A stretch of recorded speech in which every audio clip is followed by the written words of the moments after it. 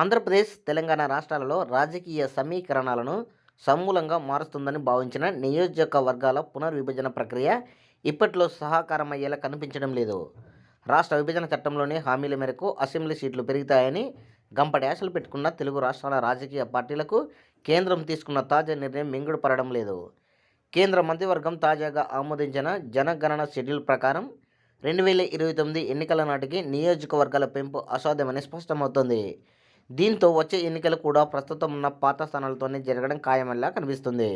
2014 ఉమ్మడి ఆంధ్రప్రదేశ్ విడిపోయినప్పుడు 2 కొత్త రాష్ట్రాల రాజకీయ స్థిరత్వం, పాలనా సౌలభ్యం కోసం అసెంబ్లీ సీట్లను పెంచాలని ఆంధ్రప్రదేశ్ పునర్వ్యవస్థీకరణ చట్టం 2014లో సెక్షన్ 26(1)లో స్పష్టం పేర్కొన్నారు.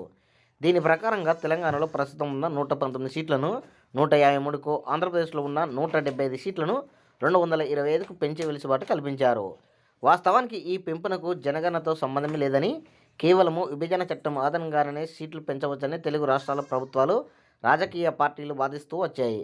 అయితే రాజ్యాంగంలోని 84వ సవరణ ప్రకారం 2026 తర్వాత జరిగే జనగణన ఆధారంగానే నియోజకవర్గాల పునర్విభజన జరగాలని నిబంధన ఉంది. కేంద్రం ఇదే అంశాన్ని సుప్రీంకోర్టులో స్పష్టం చేసింది.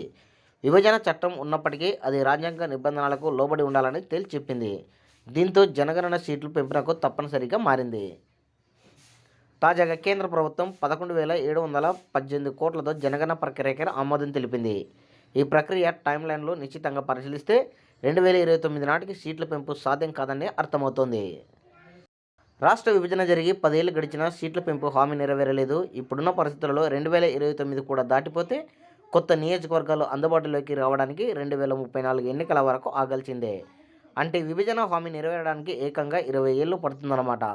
కేవలము సాంకేతిక కారణాల్లో జనగణన జాప్యం వల్ల 2 తెలుగు రాష్ట్రాలలో తమకు దక్కాల్సిన న్యాయమైన వాటాను కోల్పోతుండడం దురదృష్టకరం. పాలనా సౌలభ్యం కోసం జరగాల్సిన ఈ మార్పు దశాబ్దాల తరబడి వాయిదా పడడం ప్రజాస్వామ్య ప్రక్రియలో ఒక లోపంగానే విశ్లేషకులు భావిస్తున్నారు.